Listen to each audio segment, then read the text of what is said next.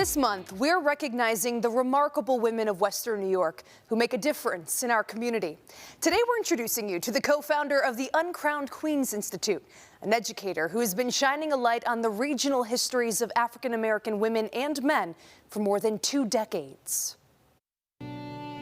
Louisiana native Dr. Barbara Seals Nevergold moved to Buffalo in 1947 when her parents joined the Great Migration. One of 9 children, they moved into a 4-room cold water flat on Walnut Street, where her family's love and support made her into the person she is today. That's where my roots are, growing up on the east side, and I guess it's where a lot of my personality, a lot of what my parents instilled in us, as being important in valuing each other, valuing our community, giving back to the community as well. With a bachelor's degree in French education, a master's in French education and counseling education, and a doctorate of philosophy and counseling education, learning was fundamental. Barbara's fascination with French took her around the world, studying the language at Laval University in Quebec and at the University of Dijon in France. Knowing someone else's language, understanding their culture, being able to relate to it, I think enriches us personally, certainly enriches our community, and enriches our nation. Barbara's career started as a French teacher.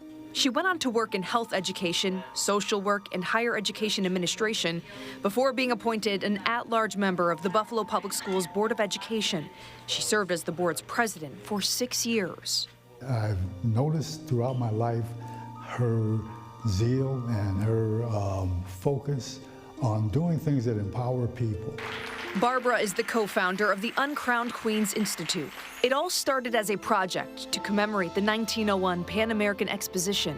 24 years later, the mission is as strong as ever to preserve the histories of African American women and men.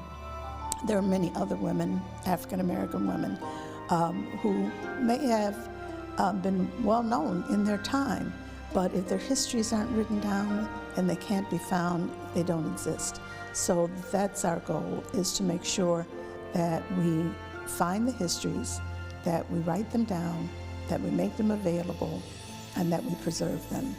Barbara devotes her time to researching, documenting, and sharing the history of Buffalo's African American community, letting young people know there are giants here, role models they can aspire to be like. Anyone can have a monumental effect in their surroundings and the people that they are surrounded by just making the effort. Start somewhere, and she's done that, all of her life. She's just started somewhere. Barbara started somewhere and everywhere. Her list of accomplishments knows no end.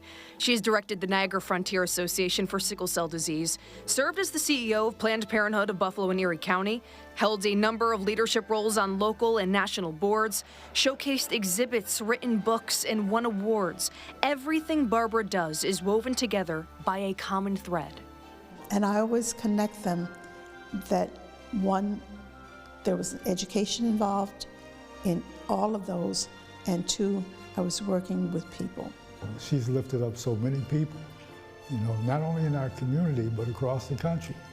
And that's important in this day and age. You want to have involvement with each other that enhances everyone. As Barbara looks back on her life, she attributes her success to her family and the East Side roots that helped her flourish. Look within your own family, look within your own social sphere, look within your church, whatever organizations that you belong to, because the role models are there, the stories are there, the examples are there for you to use. The inspiration is there. Tune into News 4 at 4 every Wednesday throughout the month of March to see a profile of one woman in Western New York who stands out.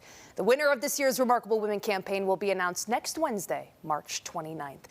Sitting down with her, she has done so much, but I love, it always went back to family and what that encouragement and support has meant to her. I mean, we sat down, we talked about her parents, her 8 siblings, her husband, her 2 children, her 4 grandchildren, and just how much family means to her, and it's just the backbone of everything. It was wonderful. Great story, great job. Thank you.